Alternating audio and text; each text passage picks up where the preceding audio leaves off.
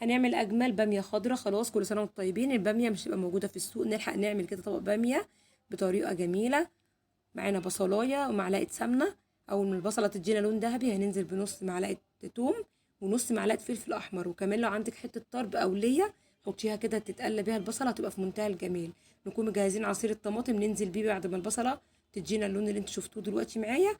نص معلقه سكر ومعلقه ملح، وبعد ما تتسبك هننزل بالباميه الخضراء بتاعتنا وتاكلي احلى باميه خضراء. كمان لو باللحمه بتبقى تحفه، كنا هنحطها مع البصل. لو انت هتعمليها باللحمه هتحطي اللحمه مع البصل. هنقلب الباميه كده مع تسبيكه الطماطم. تقدري كمان ما تقطعيش الباميه، تقدري تخليها بحالها، بس انا قطعتها. هنقلبها كده مع التسبيكه ونكون مجهزين. انا عامله الباميه جنبها شوربه، شوربه فراخ.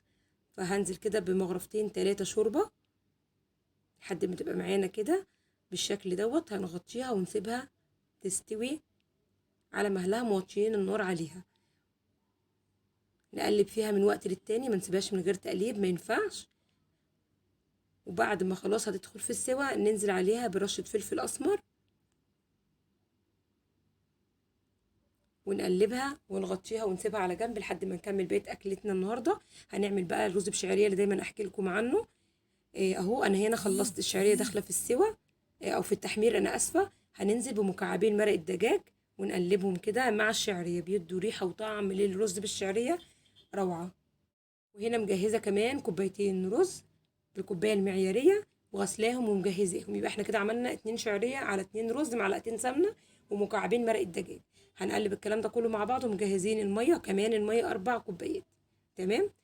معلقه ملح واحده، مع ان المقدار محتاج اكتر بس احنا حاطين مرق الدجاج، ما تنسوش مرقه الدجاج فيها ملح كتير. هنحاول نخلي بالنا من الملح. وبعد كده خلاص هنغطي على الرز. اول ما يغلي نوطي النار ونسيبه يستوي. وهروح بقى اعمل تتبيله جميله للفراخ جنب الباميه والرز بتاعنا اللي احنا عملناه. نطلع الفراخ كده من الشوربه ونجهز كده طماطمايه مبشوره او معصوره، معلقه ملح ومعلقه فلفل اسمر وحبه زيت ونص معلقه شطه حسب الرغبه، ممكن تحط شطه ممكن لا.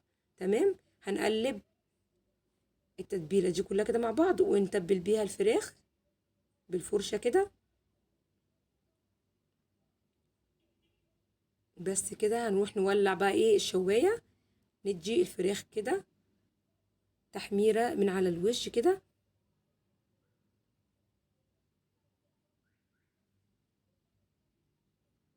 هتطلع لنا بقى الفراخ طعمها في منتهى الجمال. التتبيله دي خفيفه جدا، ومن من التتبيلات اللي بتدي طعم جميل جدا جدا للفراخ. تقدروا تحطوا بقى دبس رمان، تحطوا باربيكيو، تحطوا اي حاجه التتبيله انتوا بتحبوها حطوها، اي حاجه في التتبيله بتحبوها حطوها.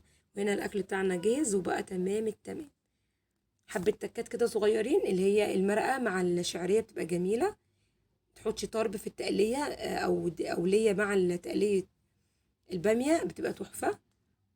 كمان تتبيله الفراخ من الحاجات الجميله، جربوها هتعجبكم جدا. والسلام عليكم ورحمه الله وبركاته.